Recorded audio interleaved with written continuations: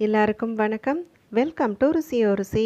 இன்றைக்கி நம்ம ருசியோ ருசி சேனலில் பார்க்க போகிறது வீட்டினுடைய வாசலில் எலுமிச்சை பழம் வைப்பது அப்படிங்கிறது நம்மள நிறைய பேர் செய்கிறோம்.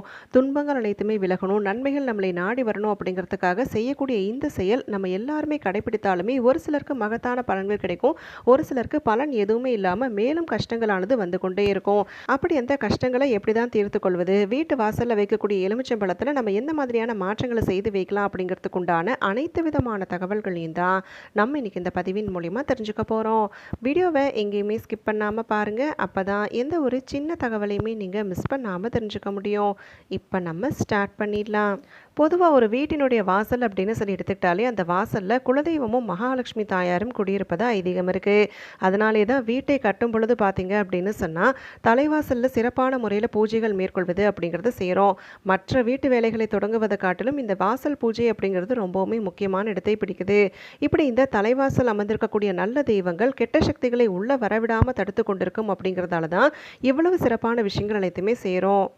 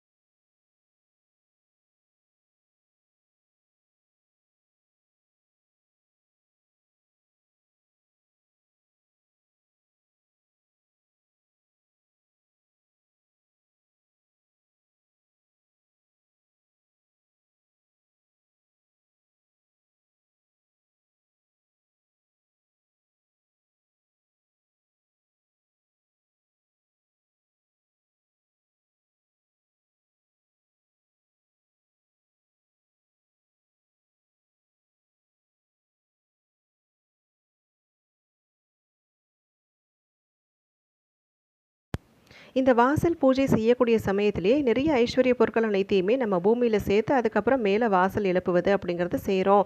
இதை தாண்டி அதனுடைய சக்தியை அதிகரிக்கணும், வீட்டு வாசலினுடைய சக்தியை அதிகரிக்கணும் அப்படின்னு சொல்லும் பொழுது கண்டிப்பாக நம்ம வீட்டினுடைய வாசலில் மேற்கொள்ளக்கூடிய இந்த சின்ன விஷயங்கள் நல்ல மாற்றங்களை ஏற்படுத்துவதோடு மட்டும் இல்லாமல் நமக்கு வீட்டில் என்னன்னைக்குமே துர்சக்திகள் நுழையாமல் இது பாதுகாப்பு கவசமாக இருக்கும். பொதுவாகவே நிறைய இடங்களில் சொல்ல கேள்விப்பட்டிருப்பீங்க, இந்த தலைவாசல் பூஜையை சரிவர செய்யக்கூடியவர்களுடைய வாழ்க்கையில் எந்த விதமான கஷ்டங்களோ குறைகளோ இருக்காது அப்படின்னு சொல்லுவாங்க.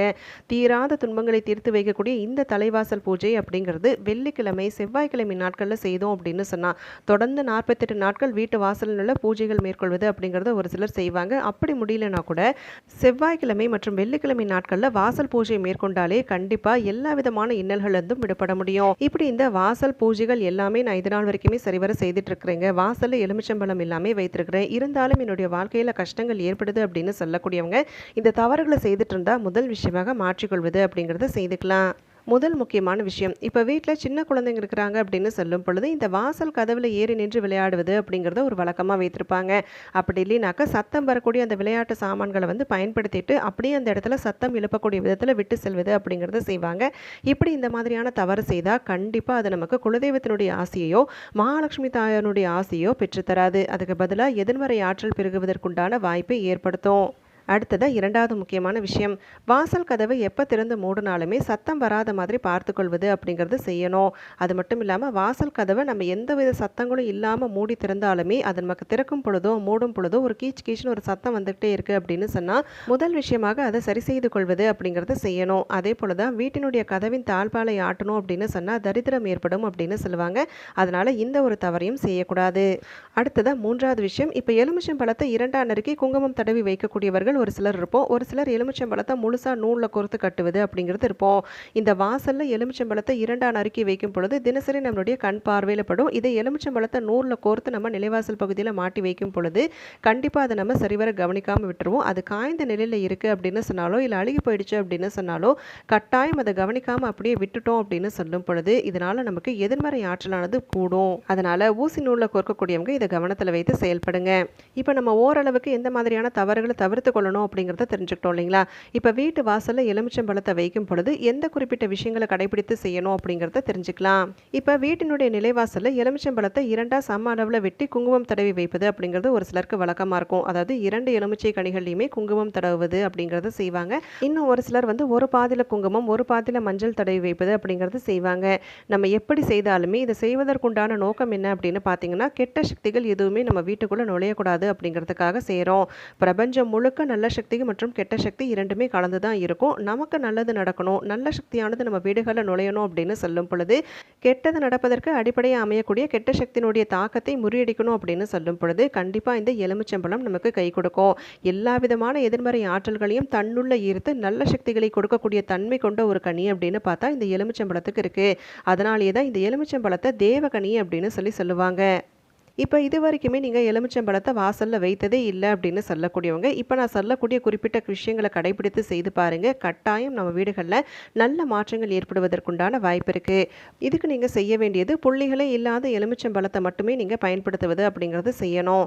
2 பக்கங்களையுமே வெள்ளிக்கிழமை நாளின் பொழுது எலுமிச்சம்பழத்தை 2ஆ நறுக்கிட்டு ஒரு பாதியை ஒரு பக்கத்துலையும் இன்னொரு பாதியை இன்னொரு பக்கத்துலையும் வைப்பது அப்படிங்கிறது செய்யணும். இப்படி நம்ம வைப்பதற்கு முன்னாடி ஒரு சில குறிப்பிட்ட விஷயங்களை கடைபிடித்து செய்தோம் அப்படின்னா மட்டும்தான் அதனால் மிகுதியான பலன்களானது கிடைக்கப்பெறும்.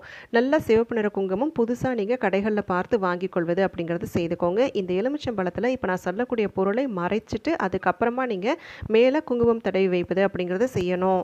பொதுவாகவே நம்ம வீடுகளில் எல்லா விதமான துர்சக்தியினுடைய தாக்கத்தையும் முறியடிக்கணும் அப்படின்னு சொல்லும் பொழுது தூபம் நமக்கு கை கொடுக்கும். சாம்பிராணி தூபத்தை வெள்ளிக்கிழமை நாட்களில், ஞாயிற்றுக்கிழமை நாட்களில், செவ்வாய்க்கிழமை நாட்களில் வீட்டில் முழுவதுமே நம்ம போட்டுவிட்டோம் அப்படின்னு சொன்னாலே எல்லா விதமான துர்சக்திகளையும் நம்மளால் வெளியேற்ற முடியும். வெளியேற்றினதுக்கு அப்புறமா வீட்டுக்குள்ள என்னைக்குமே துர்சக்திகள் நுழையாம இருக்கணும் அப்படின்னு சொல்லும் பொழுதும் வீட்டு வாசல்ல ஒரு சில குறிப்பிட்ட செயல்கள் செய்யணும். அப்படி நம்ம இந்த சாம்பிராணி தூபத்தை போடும் பொழுது ஒரு சில பொருட்கள் அனைத்தையுமே சேர்த்து தூபம் போட்டோம் அப்படின்னாலே மிகுதியான பலன்கள் இருக்கு. அப்படி அந்த வரிசையில் நம்ம வெண்கடுகு சேர்த்து போட்டோம் அப்படின்னு சொன்னா அந்த வெண்கடுகோடு சேர்த்து சாம்பிராணி தூபத்தில் வரக்கூடிய வாசமும் சேரும் பொழுது யாகங்கள், அதாவது பல கோடி யாகங்கள் செய்ததற்குண்டான பலன்களையும் வீட்டில் துர்சக்திகள் இருக்கு அப்படின்னு சொன்னா அதை விரட்டுவதற்குண்டான ஆற்றலையும் இந்த வெண்கடுகானது நமக்கு ஏற்படுத்தி தருவதா சொல்லப்படுது. அப்படிப்பட்ட சக்தி வாய்ந்த வெண்கடுகு தூபத்தை நம்ம வீட்டுக்குள்ள சாம்பிராணி தூபத்தில் சேர்த்து போட்டுட்டு வீட்டு வாசல்ல வைக்கக்கூடிய எலுமிச்சம்பழம் இருக்கு பார்த்தீங்களா, அதில் நீங்கள் இந்த வெண்கடுகை மறைச்சிட்டு அதுக்கு மேலே குங்குமம் தடவி வைத்தோம் அப்படின்னு சொன்னாலே கட்டாயம் நம்ம வீட்டுக்குள்ள எப்பேற்பட்ட துர்சக்திகள் நுழையலாம் அப்படின்னு சொல்லி காத்திருந்தாலுமே அது அனைத்தையுமே முறியடிப்பதற்குண்டான ஆற்றலை இந்த வெண்கடுகும் எலுமிச்சம்பழமும் சேர்த்தே நடத்தும் அப்படின்னு சொல்லி நம்பப்படுது. இதை குறிப்பிட்டு நம்ம வெள்ளிக்கிழமை நாட்களில் மேற்கொண்டோம் அப்படின்னு சொன்னால் மிகுதியான பலன்களானது கிடைக்கப்பெறும். இப்போ முதல் முறை எலுமிச்சம்பழத்தில் குங்குமம் தடவி வைக்கக்கூடியவங்க கட்டாயம் வெள்ளிக்கிழமை நாட்களில் தொடங்கி அதை நம்ம ஒவ்வொரு வாரமுமே செயல்படுத்தி கொண்டு வரும் பொழுது நல்ல மாற்றங்கள் நம்ம வீடுகளில் இருக்கும். இப்போ குடும்ப சண்டைகள் அடிக்கடி ஏற்படுது, இல்லை ஏதாவது ஒரு பண பிரச்சனை வீட்டில் இருந்துகிட்டே இருக்கு, சுபகாரிய தடைகள் ஏற்படுது அப்படின்னு சொன்னாலும், இல்லை உடல் ரீதியான பிரச்சனைகள் அடிக்கடி ஏற்பட்டு கொண்டே இருக்கு அப்படின்னு சொன்னாலும் அது அனைத்தையுமே முறியடிக்கக்கூடிய ஆற்றல் தான் இந்த எலுமிச்சம்பழத்துக்கும் வெண்கடுகுக்கும் இருக்கு. இப்போ ஒரு சிலருடைய வீடுகளில் பார்த்தீங்க அப்படின்னு சொன்னால் தொட்டதுக்கெல்லாம் பிரச்சனையாகவே இருக்குது அப்படின்னு சொல்லி வருத்தப்படுவோம். இது எல்லாத்துக்குமே அடிப்படை காரணம் பார்த்தீங்கன்னா இந்த துர்சக்திகளுடைய ஆட்டம் தான். அப்படி அதை முறியடிக்கணும் அப்படின்னு சொன்னால் சாம்பிராணி தூபம் போடுவது அப்படிங்கிறத செய்துக்கலாம். இதை தொடர்ந்து வீட்டினுடைய வாசலில் பார்த்தீங்க அப்படின்னாக்க 2 பக்கங்களையுமே எலுமிச்சம்பழத்தையும் பூக்களையும் கொண்டு கோர்த்து நீங்கள் மாலையாக கட்டி தொங்க விடுவது அப்படிங்கிறத செய்துக்கலாம். ஒற்றைப்படை எண்ணிக்கையில் வர மாதிரி இப்போ 7, 9, 11 இந்த மாதிரி ஒற்றைப்படை எண்ணிக்கையில் வர மாதிரி ஒவ்வொரு பக்கங்களையும் நீங்கள் மாலையாக கோர்த்து கட்டி தொங்க விடும் பொழுது எல்லா விதமான எதிர்மறை ஆற்றல்களிலிருந்தும் விடுபட முடியும். அதனால நமக்கு தொட்ட காரியங்கள் அனைத்துமே வெற்றில முடிவதற்குண்டான வாய்ப்பும் இருக்கு.